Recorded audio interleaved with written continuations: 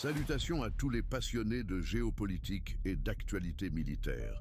Nous sommes aujourd'hui le 16 juin 2025 et voici votre débrief stratégique des derniers développements sur le front ukrainien. Les 1206e, 207e et 208e jours de l'opération militaire spéciale ont été marqués par des offensives foudroyantes, des percées décisives et une intensification sans précédent des combats dans plusieurs directions clés. De la libération de bastions ukrainiens à Pokrovsk jusqu'aux frappes massives dans la profondeur ennemie, en passant par les batailles sanglantes de Soumy, Kherson et Krasnolimansk, les lignes bougent, les équilibres vacillent et le front s'enflamme. Accrochez-vous, voici le rapport de situation complet et sans filtre, carte à l'appui.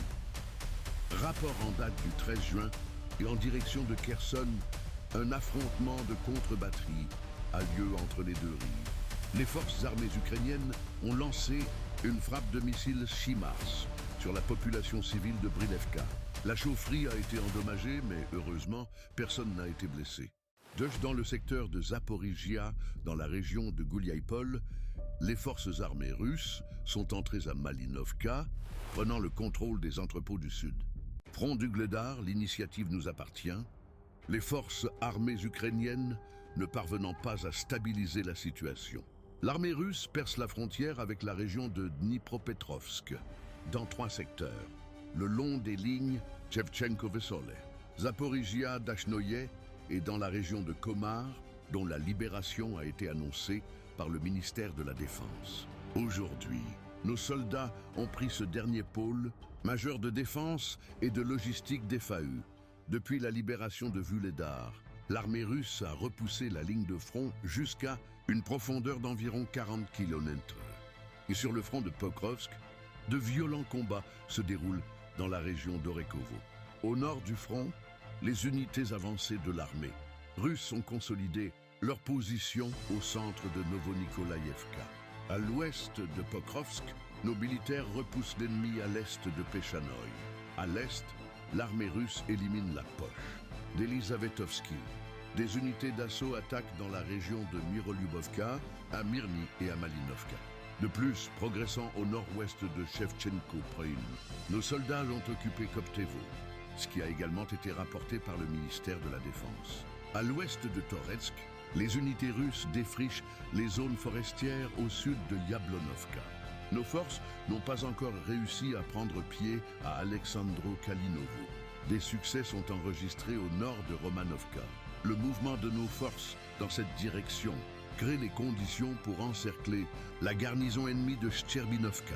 À Chassov Yar, nos unités ont avancé dans les micro-districts de Shevchenko et Levanevski, encerclant l'ennemi dans la zone de l'atelier numéro 2 de l'usine. Des combats sont en cours dans la partie sud de Stupochki et au nord-ouest de la mine Severny. Des informations proviennent de la direction de Seversky concernant la libération de Grigorovka. Compte tenu de la complexité de la zone et des informations contradictoires provenant de cette direction, nous attendrons une confirmation officielle. Les combats se poursuivent au sud. Dans le secteur de Krasnolimansky, les forces armées russes progressent dans la région de Redkodub. Au nord du front, nos forces ont malheureusement été contraintes d'abandonner leur position près de Lozovaya. L'ennemi a élargi la zone de contrôle de près de 2 km en direction de Kupiansk. L'armée russe attaque à nouveau les positions des forces armées ukrainiennes dans la région de Stepova-Novosiolka. Le village est à nouveau sous contrôle russe et les nôtres étendent leur zone de contrôle vers l'ouest. Sur le front de Kharkov, il y a des batailles de position, aucun changement. Dans l'oblast de Soumy, les combattants russes ont progressé d'1 kilomètre dans la région de Kondratovka et ont pris le contrôle du centre du village. Le ministère de la Défense a annoncé la libération de Yablonovka. La ville voisine de Yunakovka est presque entièrement sous contrôle russe. Après sa libération, les forces armées russes ouvriront la route vers Soumy, située à moins de 20 km à vol d'oiseau, pour empêcher nos troupes de percer jusqu'au centre régional. Les forces armées ukrainiennes construisent des lignes défensives plus au sud, déjà à proximité du village de Krapovchkina. En une semaine, l'armée russe a libéré 6 villages. Son avancée quotidienne moyenne est de près de 18 km/h. Mais par jour, progression totale, 71,3 km/h. La défense aérienne a abattu 18 bombes aériennes. Un missile Neptune et près de 1600 drones en une semaine. La flotte de la mer Noire a détruit 6 drones. 2 civils ont été tués à Makeyevka. Après avoir été la cible de tirs HIMARS des forces armées ukrainiennes. Voici à quoi ressemblait le jour 1206 du SVO. Rapport en date du 14 juin. En direction de Kherson, les forces armées russes tentent de bloquer la principale voie d'approvisionnement militaire de Kherson, la route Posad-Pokrovskoye-Tchernobevka. Les forces armées ukrainiennes attaquent la région de Gola-Pristan, multipliant à plusieurs reprises le nombre d'exocoptères lourds de type Baba Yaga. Dans la section de Zaporizhzhia, les forces armées russes s'approchent de Guliapol par le sud et ont également établi un point d'appui au sud de Malinovka. C'est le même village où s'est déroulé le célèbre film Mariage à Malinovka. Sur le front d'Ougledar, les forces armées russes, s'appuyant sur Zelenoïpol, attaquent en direction de Zaporizhzhia et de Temirovka, immobilisant les réserves des forces armées ukrainiennes dans la région de Komar et créant les conditions d'une nouvelle percée dans la région de Dnipropetrovsk. À l'est de Komar, nos forces ont chassé l'ennemi de Zaporizhzhia.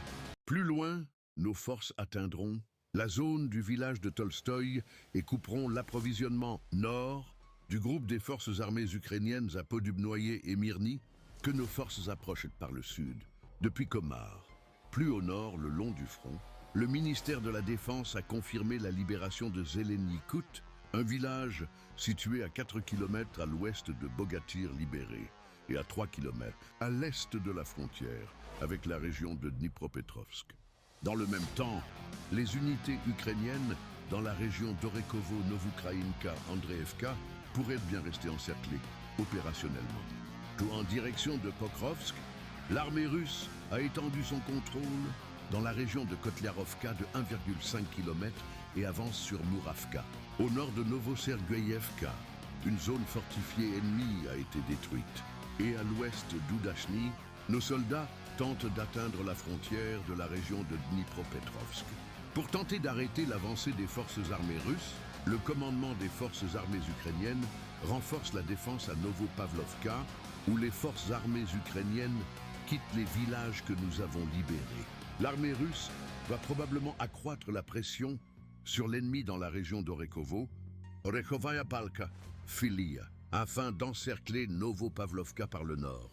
Et à l'ouest de Toretsk, nos forces progressent à travers les forêts au sud de Yablonovka et tentent également de percer les défenses au sud d'Alexandro-Kalinovo. Un assaut sur cette puissante zone fortifiée est à prévoir prochainement. À l'est de Toretsk, dans la région de Dilevka, les forces armées russes ont mené des reconnaissances en force et ont chassé l'ennemi de la place forte. La gare de Dilevka est sous contrôle russe et les combats se poursuivent. Dans le village même de Chaziyara, on nous informe de l'avancée de nos troupes dans la ville. Dans la région de Stupochki, l'ennemi résiste, rassemblant son infanterie à près de Tetchino, essayant de livrer des munitions. Nos troupes s'occupent de la logistique ennemie. Des informations continuent d'arriver du côté de Seversky concernant la libération de Grigorovka et la poursuite des attaques en direction de Serebrianka. Selon les données préliminaires, la partie orientale de Serebrianka est toujours sous le contrôle des forces armées ukrainiennes et la forêt au sud de Grigorovka se trouve dans la zone grise. En direction de Krasnolimansk, les forces armées russes ont repris aux forces armées ukrainiennes une vaste zone fortifiée au nord de Redkodub, près du village de Glushchenkovo. En une semaine, nos forces ont progressé d'environ 1 kilomètre. Sur le front de Kupiansk, un autre passage des forces armées ukrainiennes sur l'Oskol, à l'ouest de Kupiansk-Uzlovie, a été détruit par une frappe de missiles. Des avions d'attaque russes ont pénétré aux abords de Kutkovka et ont occupé un important bastion dans la forêt à l'est de Dolgenki. L'ennemi utilise massivement des drones d'attaque. Et dans le secteur de Kharkov, les opérations militaires se sont intensifiées à Liptsi, Kazachia-Lopan et Zolochiv. Dans la région de Volchansk, l'ennemi ne se lasse pas de construire des points de passage pour ravitailler ses unités sur la rive nord de la Volchia. L'armée russe les détruit immédiatement. Et dans l'oblast de Soumy, les forces armées russes effectuent une percée dans deux directions, le long de la route de Pizarevka, qui relie deux groupes ennemis à Pizarevka même et à Yunakovka, ainsi que le long de la route de Yablonovka à Krapovchtina. Par ailleurs, la poche à l'est de Yunakovka a été nettoyée, où nos combattants mènent une offensive sur Sadki. Des combats sont en cours à Malaya Korshakovka et Yunakovka. Les systèmes de défense aérienne ont abattu 2 bombes aériennes et 110 drones en 24 heures. Voici à quoi est devenu le 1207e jour du SVO, rapport en date du 15 juin. En direction de Kherson, aucun changement n'est à signaler. Confrontation de contre-batterie entre les deux rives. À Tiaginka, nos forces ont détruit le point de déploiement des forces armées ukrainiennes par une frappe de missiles. Dans le secteur de Zaporizhzhia, les forces armées russes se battent, essayant de percer jusqu'à Malinovka. Front du Gledar, de violents combats se déroulent à l'ouest de Volnoï Pol, Zelenoï Pol et Novopol. Nos militaires empêchent les FAU de stabiliser la situation dans la région de Komar. Nos troupes développent une offensive à l'ouest du village, en direction de Pereboudovo et à l'est de Komar. Elles percent les défenses des FAU le long de la Volchia, en direction de Zaporozhye et Yalta. Au nord, nos troupes poursuivent leur attaque sur Novokraïnka avec la perspective d'atteindre Dachnoye, le bastion avancé de la région de Filia Ivanovka-Podubnoye. Sur le flanc gauche de l'encerclement de Pokrovsk, des combats de contre-attaque se déroulent dans la région de Novonikolaevka et d'Udachny. Sur la droite, des avions d'attaque russes ont pris un bastion à l'ouest de Grodovka. Le ministère de la Défense a confirmé la libération de Malinovka, ancien centre de défense centrale des FAU, Reliant Pokrovsk et Konstantinovka. L'objectif immédiat de nos troupes dans cette zone est de prendre Novo-Ekonomicheske et de pénétrer par le nord dans les faubourgs de Mirnograd, adjacents à Pokrovsk. Pendant ce temps, nos combattants progressent vers le sud, dégageant une poche le long de la ligne Malinovka-Yelizavetovka. À l'ouest de Toretsk, nos forces enregistrent des succès tactiques au sud de Yablonovka. Les unités russes effectuent des percées dans la région d'Alexandro-Kalinovo, ainsi qu'au nord de Romanovka. Au nord de Toretsk, nos forces ont consolidé leur position aux abords du Terril, ainsi que dans les forêts au sud de Dilevka. Aucune nouvelle significative n'est parvenue de Chaziyar. Des combats font rage au centre. Nos troupes couvrent les positions de l'ennemi dans le secteur de Kharkov. Les opérations militaires se sont intensifiées à Liptsi, Kazachialopan et Zolochiv. Dans la région de Volchansk, l'ennemi ne se lasse pas de construire des points de passage pour ravitailler ses unités sur la rive nord de la Volchia. L'armée russe les détruit immédiatement. Et dans l'oblast de Soumy, les forces armées russes effectuent une percée dans deux directions, le long de la route de Pizarevka, qui relie deux groupes ennemis à Pizarevka même et à Yunakovka, ainsi que le long de la route de Yablonovka à Krapovchtina.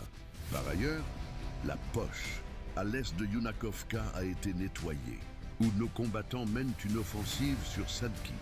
Des combats sont en cours à Malaya Korshakovka et Yunakovka. Les systèmes de défense aérienne ont abattu 2 bombes aériennes et 110 drones en 24 heures. Des succès sont enregistrés dans la région de Stupochki, au sud de la ville. Mais la zone est plongée dans le brouillard de la guerre et la situation évolue rapidement. Dans le secteur de Seversky, l'armée russe avance d'Ivano-Darievka vers Novosyolovka. Sur le front de Krasnoliman, les forces armées russes progressent à travers les forêts autour de Zelenaya Dolina. Des succès tactiques sont également enregistrés dans la région de Redkodub. En direction de Kupiansk, l'armée russe progresse dans les forêts au sud de Liman-Pervi. Au nord du secteur, nos troupes progressent à Zaoskoye en direction de Krasny-Pervi. Les combats se poursuivent dans la région de Kondrachovka.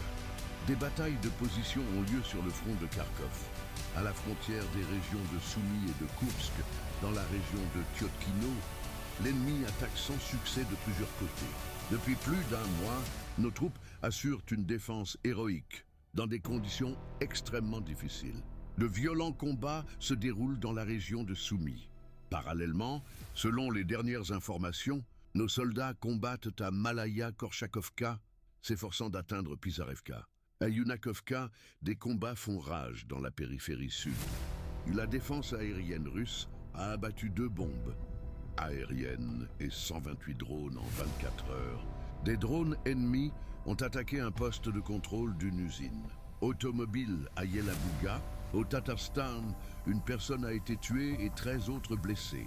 Dans la nuit, les troupes russes ont frappé des cibles militaires à Kremenchuk, Poltava ainsi que dans les régions de Kiev, Soumy et Kharkiv.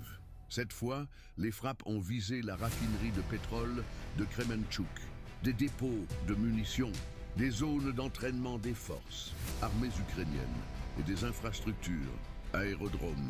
Voici à quoi ressemblait le 1208e jour du SVO. Conclusion stratégique. Durant ces 3 journées, l'armée russe a maintenu une pression opérationnelle intense sur l'ensemble du front, avec des gains tactiques notables dans plusieurs secteurs clés. Dans le sud, la progression se poursuit à l'ouest de Vuhledar et autour de Komar, créant les conditions d'un encerclement des unités ukrainiennes retranchées entre Dnipropetrovsk et Zaporizhia. La libération confirmée de Zelenikut et Malinovka, ainsi que la poussée vers Perebudovo et Yalta, illustrent l'élan offensif russe dans cette zone cruciale. À Pokrovsk, les forces russes accentuent leurs manœuvres de tenaille. La prise de Malinovka ouvre désormais la route vers Mirnograd, objectif stratégique en périphérie de Pokrovsk.